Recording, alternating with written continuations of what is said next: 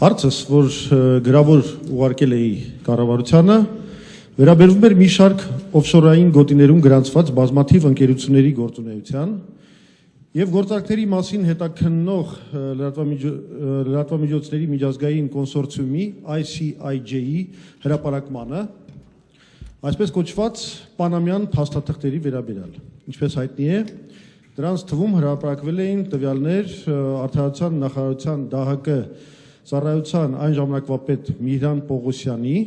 ապրիլի 11-ին, երբ ես այդ հարցը բարձրացրեցի, նա դեռ ԴՀԿ-ի ծառայության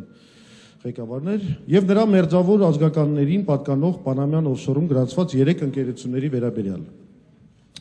Այդ նամակով կառավարությանը խնդրել էի տեղեկացնել, արդյոք ուսումնասիրել եք ICIJ-ի հրապարակումներում տեղ գտած փաստաթղթերը եւ հանգել համապատասխան եզրակացությունների։ Ես այս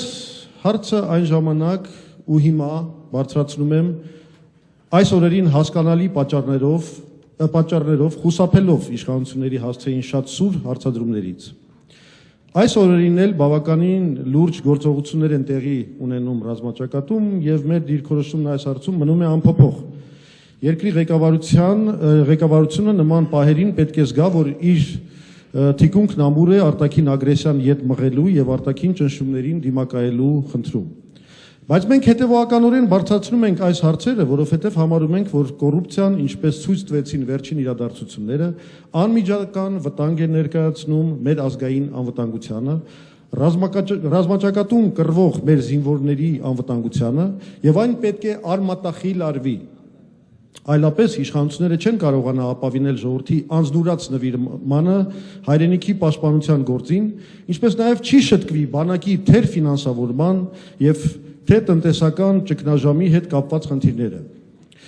Եվ պետք է ասել, որ այստեղ միայն Միհրան Պողոսյանի հարցը չի։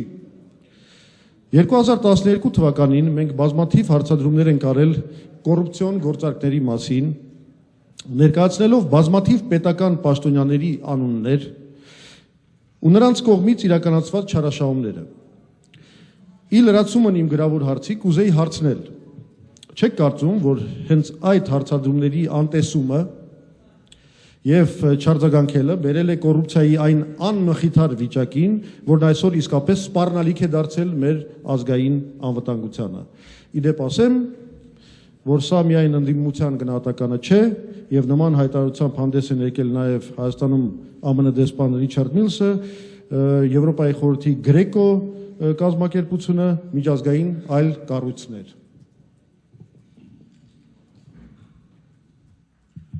Արդեն կպատասխանի Հայաստանի Հանրապետության արտադրության նախարար Արփինե Հովհաննիսյանը։ Համեցեք Տիկին Հովհաննիսյան։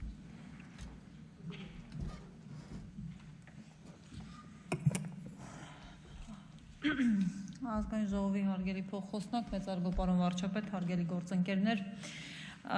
առաջին ձեր հարցադրման մեջ պարունակվող առաջին պնդման հետ կապված արդեն պատասխանի մեջ նշվել է, պարոն Զուրաբյան, որ այս պահի դրությամբ նախապատրաստվում են գործը քննվում է, քննությունը ընթանում եւ նախապատրաստվում են նյութեր, կոնկրետ Միհրան Պողոսյանի հետ կապված, ինչպես տեղեկացրել ենք ձեզ գրության մեջ, որ տեղեկացրել ենք ուրեմն դատական ակտերի հարկադիր կատարման ծառայությունը համապատասխան գրությամբ տեղեկացրել է Արդարադատության նախարարությանը եւ համապատասխանաբար մենք էլ ձեր հարցադրմանն ի պատասխան ենք տվել։ Ինչ վերաբերում է ձեր բարձրացրած գլոբալ երկրորդ հարցադրմանը կամ դրա հետ կապված մտահոգություններին, ես ձեզ անկեղծորեն պիտի ասեմ, պարոն Զուրաբյան,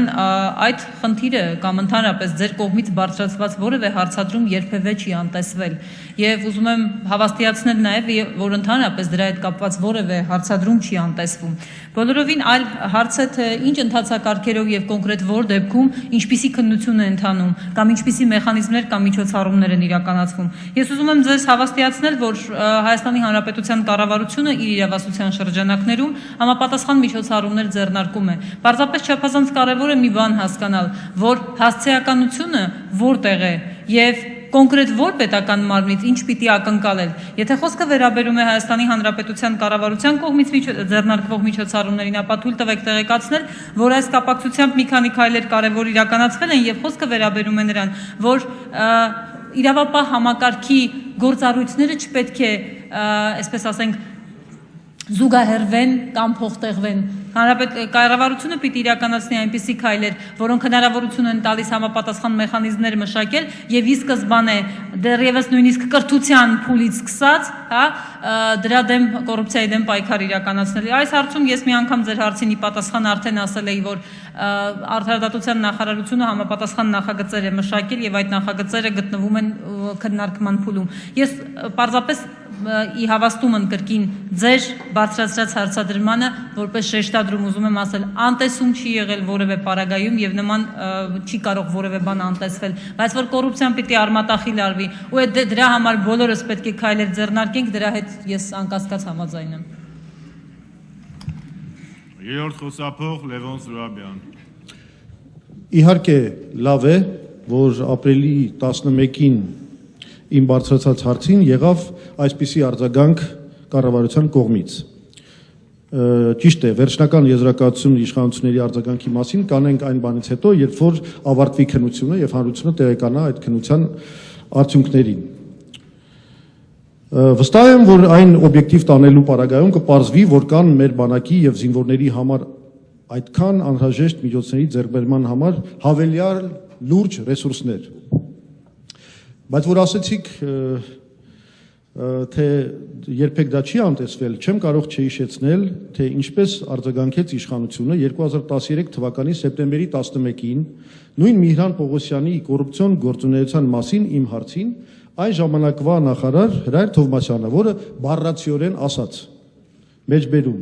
եթե այստեղ տեսնում եք շահերի բախում, տեսնում եք որևէ բան, ապա այս պարագայում այդ խնդիրը գտնվում է բարձրաստիճան պաշտոնատար անձանց էթիկայի հանձնաժողովի տիրույթում, որին դուք կարող եք դիմել եւ այդ պատասխանները ստանալ։ ՍՊԸ-ի հիմնադիրն ու ՍՊԸ-ի այս պահին բաժնեմաս ունենալու նրա ղեկավարելը ձեզ առաջին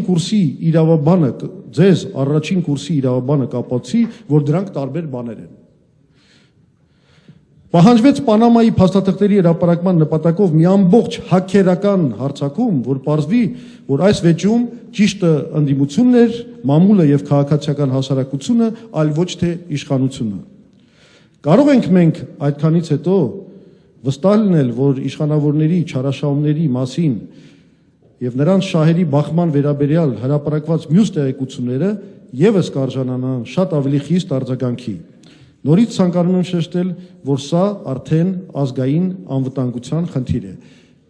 Եվ կարծում եմ, որ կառավարությունը նաև կարող է շատ հետևողական լինել եւ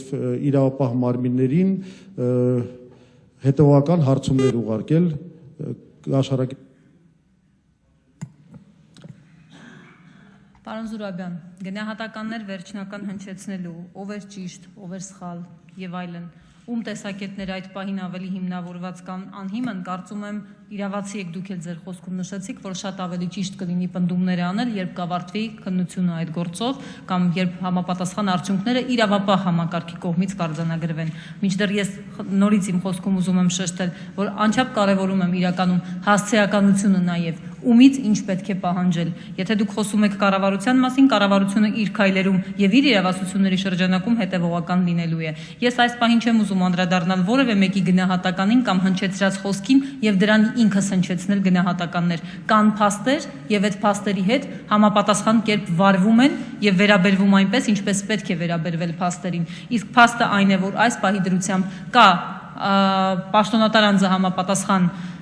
հրաժարական է ներկայացրել եւ իր հրաժարականի մեջ հիմնավոր կերպով ներկայացրել այն պատճառները, որոնք ինքը դրել է իր հրաժարականի հիմքում։ Այդուհետ նաեւ կա փաստ, որ ընթանում է քննություն եւ նախապատրաստվում են նյութեր։ Կլինեն այլ փաստեր, դրա կապակցությամբ կարծում եմ առիթներ կունենանք դեռևս թե գնահատականներ հնչեցնելու եւ թե խոսելու։ Շնորհակալություն։ Շնորհակալություն, Տիկին նախարար։